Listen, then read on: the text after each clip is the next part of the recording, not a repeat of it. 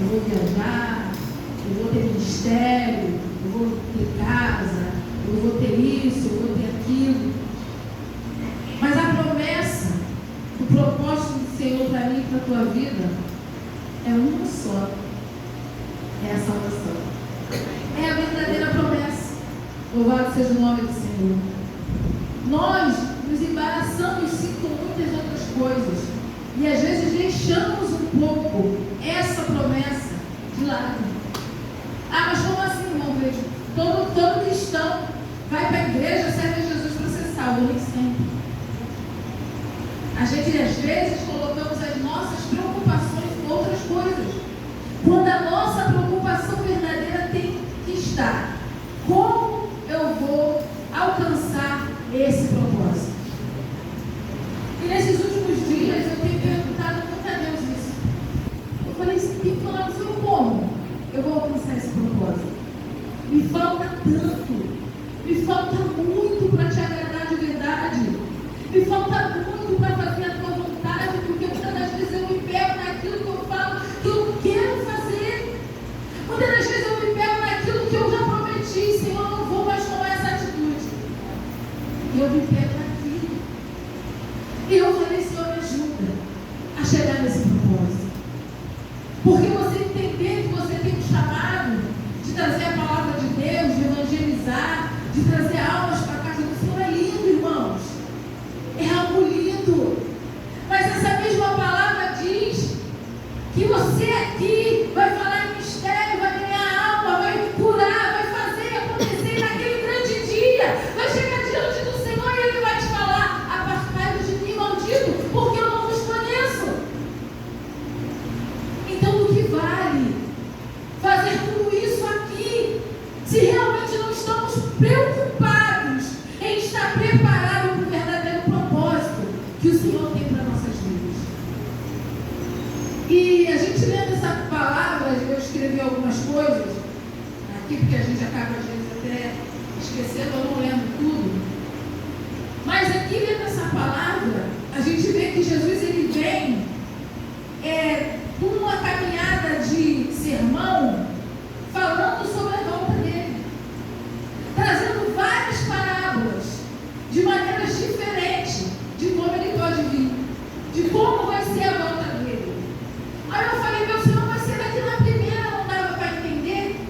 De repente dava para mim, mas não dava para você. E Deus, ele é lindo, Jesus, ele é lindo. Ele veio para todos, então ele quer que todos entendam qual é o propósito e como vai ser a vida dele. E eu fui dar uma estudada no dicionário sobre prudência e louca, que pode ser nexo, né?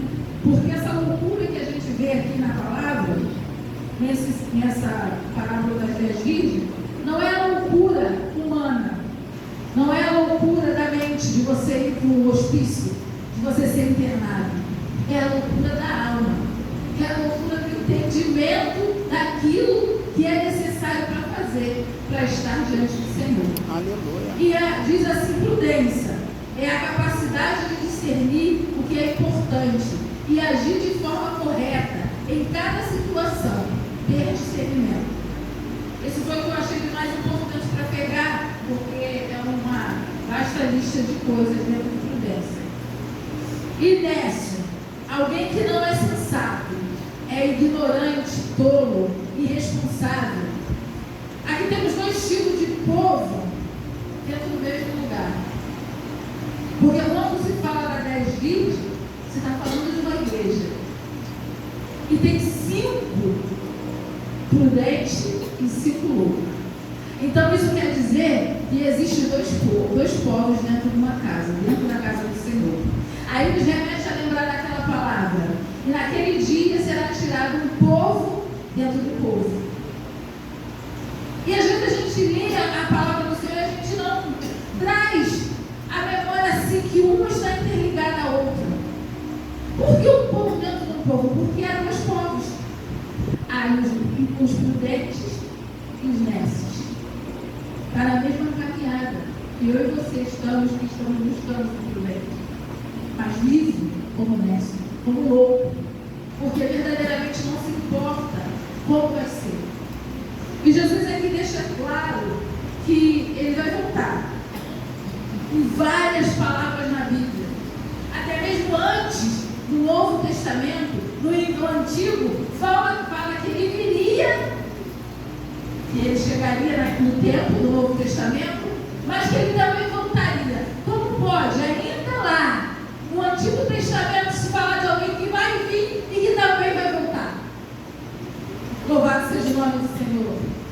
Mas essas coisas se passam, sabe, desapercebido por nós, irmãos, pelo nosso dia a dia. Nós estamos muito preocupados com o que temos que fazer nesse mundo. Eu lá na minha casa sou vista um pouco como meia esquisita, porque eu sou assim. Eu não quero estar pegada a nada. O Senhor não tem deixado me faltar nada, sabe? O Senhor tem sido um Deus maravilhoso, lindo. Tem trago ali todo dia, todo dia. Mas aí você fala assim para Deus: Senhor, eu quero viver na tua providência. Eu quero viver na tua dependência. Eu quero viver daquilo que o Senhor vai me dar. Irmãos, o povo de Israel viveu no deserto e Deus provia para eles, não era isso? Só que a providência de Deus não é uma conta bancária cheia de dinheiro. Porque a providência de Deus é diária. Louvado seja o nome do Senhor, é prover. Então é diário. De repente ontem, o que Ele proveu, você achou assim, não sobrou para amanhã, mas não é para sobrar mesmo não, porque quando o povo de Israel guardava, estragava. Providência todo dia. E a gente se preocupa com isso. Você fala: eu quero viver na providência do Senhor, mas tu não confia que Ele vai prover todo dia, como proveu para o povo de Israel. E lá na minha casa eu sou desse jeito, é providência, Senhor. Então vamos viver a providência. Ah, porque eu vou estudar. Não estou dizendo que é errado estudar não, tá bom, irmãos? Ah, porque eu vou me formar, porque eu vou fazer, porque eu vou isso, porque eu vou aquilo. Sem saber qual é a providência do Senhor para mim, nisso tudo aqui que eu quero fazer. E tudo isso aqui que eu quero viver. E os meus filhos falam muito de sonhos, sabe? De muita coisa, tal. Eu falo assim: calma, meu povo. A Bíblia diz que Jesus está voltando. Tu nem sabe se tu vai ter tempo para fazer isso. Aí, mãe, mas aí você também acha que eu vou sentar e vou? Não falei que era para sentar e parar. Eu falei que era para ir mais devagar. Eu falei que era para ver as prioridades. Qual é a prioridade real que o crente tem que ter? A salvação. Buscar o reino de Deus. E para você buscar o reino de Deus, você tem que buscar a vida de Deus, irmãos. Jesus não disse nem o dia nem a hora. Nós estamos aqui agora, aqui, ouvindo a palavra do Senhor. Já foi aqui, eu já podia ter ido embora. Quando o Felipe começou aqui, né, trazer aquela palavra de Samaria, porque eu gosto muito, mexe muito comigo, e trouxe aqueles louvores, eu falei: eu já posso ir embora, assim. Porque o Senhor trouxe a resposta para mim no primeiro louvor. O que importa para a minha vida é a presença de Deus. O que importa para a minha vida é o Espírito Santo. Se eu não tiver isso, irmãos, não adianta. Eu levanto todo dia por causa da presença de Deus. Eu levanto todo dia por causa do Espírito de Deus. Porque se eu for olhar para a minha condição física, para aquilo que o médico falou para mim, eu nem andava. E tem dia, irmãos, que não dá para andar legal mesmo não. Tem dia que a dor é terrível. Que às vezes o Ronaldo fala assim: eu nem gosto de falar de dor contigo, porque eu tenho uma dor crônica, que eu falo da minha dor, eu fico até meio assim. Eu falo: cara, mas toda dor é dor. Pode ser uma dor na ponta do dedo aqui. O teu corpo todo sente aquela dor. Aquilo te incomoda, chega no teu cérebro, aquela dor já era. Mas todo dia, quando eu levanto, eu falo: Senhor, muito obrigado. Eu fui proibida de fazer faxina na minha casa, irmãos. Legal, não sou rica, como é que funciona? Quem vai fazer? Então aí eu vou igual aqui, já foi dizendo, a Ana falou, na prestação. Entendeu? E no mais importante, porque tem coisa que dá para fazer igual minha avó falava: ó, vocês fazem as coisas só onde o pai não passa batida. É desse jeito aí agora, entendeu? É só aquele que passa batida para sair limpinha. O resto a gente entrega para Deus. Mas aí eu vou fazendo. Mas a presença de Deus é que me impulsiona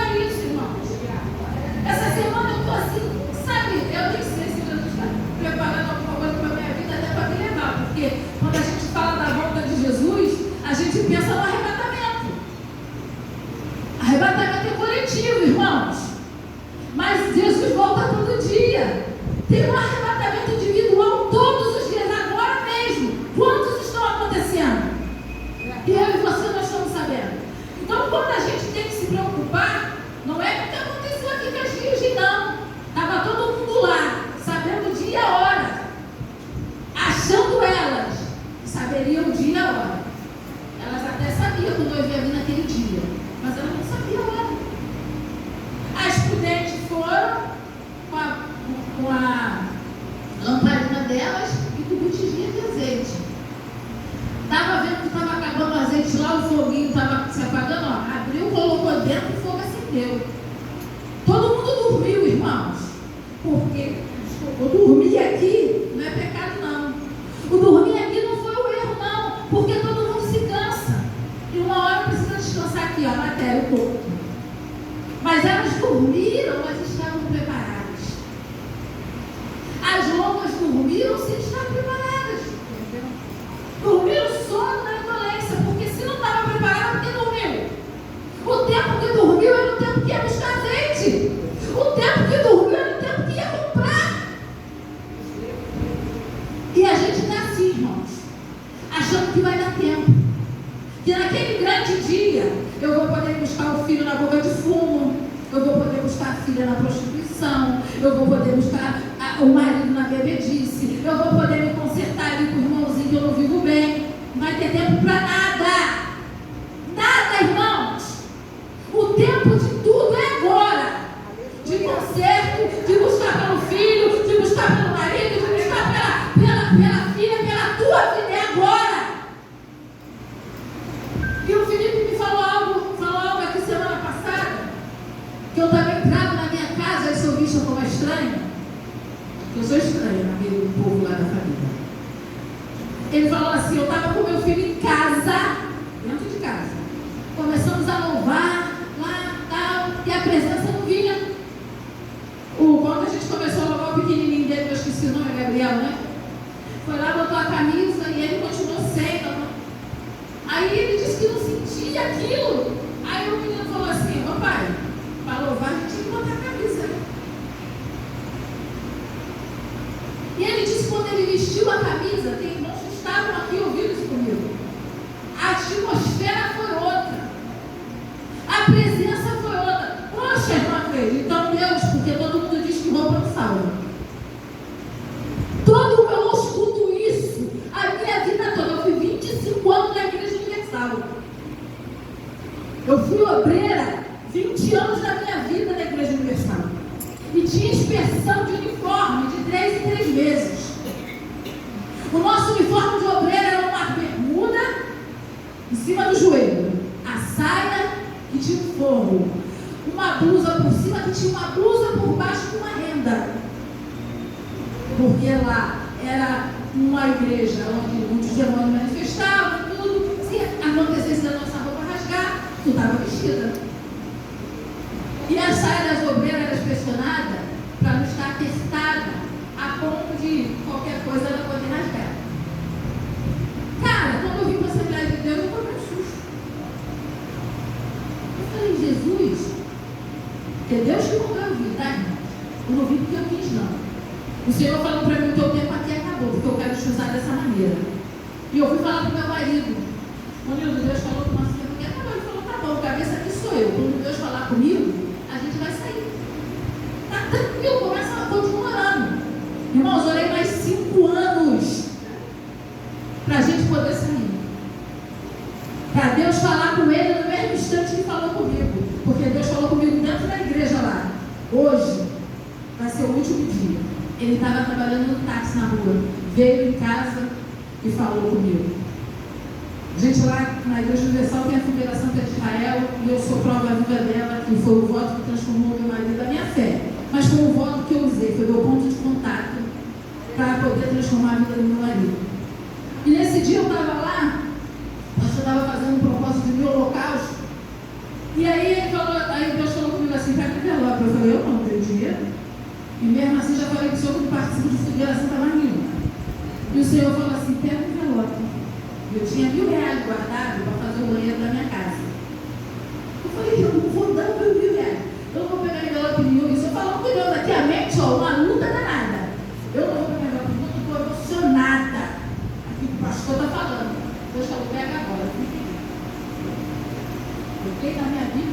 vou chegar lá em casa no meu escritório, porque se não for o senhor que falou comigo, eu vou queimar o envelope lá no quintal.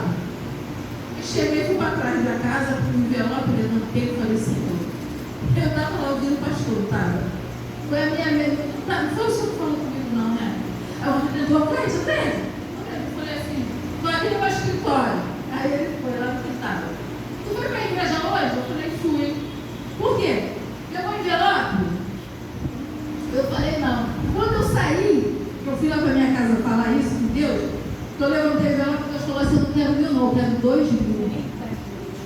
Não.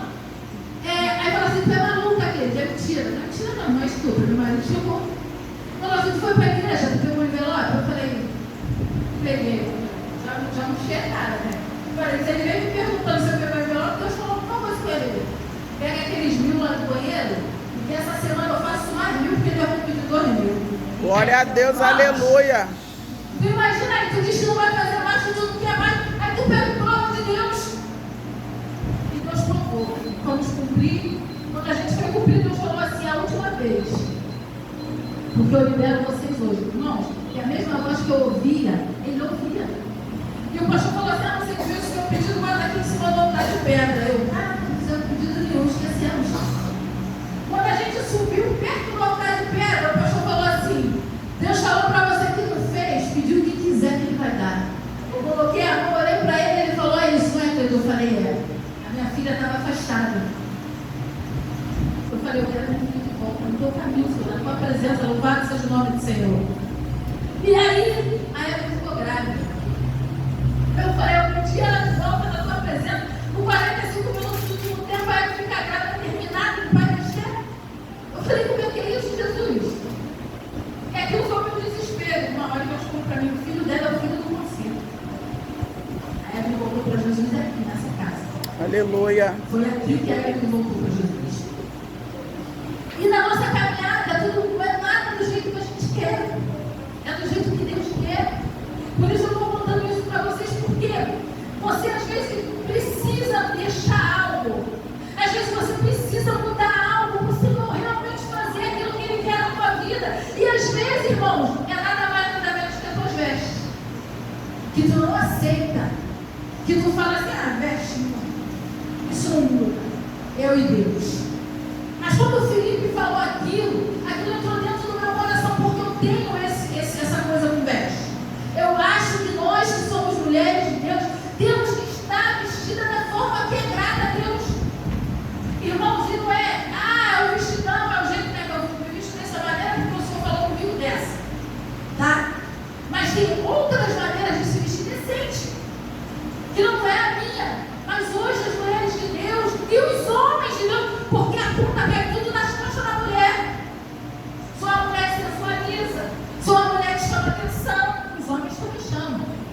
Os homens também precisam saber se vestir, os homens de Deus. Então, às vezes, é esse tipo de coisa pequena. Às vezes é uma palavra que tu usa, um palavrão que tu fala, irmãos, que tu acha que não tem nada a ver. Mas naquele dia, irmãos, Jesus ele vai ver tudo. As Mércias, elas estavam faltando alguma coisa. Essa falta de azeite que elas tinham era a falta de alguma coisa. E elas podiam ter até a presença, irmãos. Mas estava faltando se dar mais. Estava faltando renunciar mais. Estava faltando deixar mais. Mas as prudentes, elas renunciaram. Porque você imagina no dia de hoje, se a nossa luz, a nossa iluminação fosse pela lamparina, pelo azeite, a gente ia morrer, né? Porque no escuro, todo mundo ia aprender a andar no escuro, porque do jeito que o azeite está caro, não ia dar não, irmãos. Mas tu acha que naquela época era diferente? Que azeite era baratinho? Podia não ser como a gente está vivendo hoje, mas tinha um preço, tinha um valor. E aquelas virgens que levaram a mais, elas abriram mão de alguma coisa. Eu estou falando aqui fisicamente, materialmente falando. Tá? Elas tiveram que abrir mão de algum valor, de algo. Mas e do espiritual, irmãos?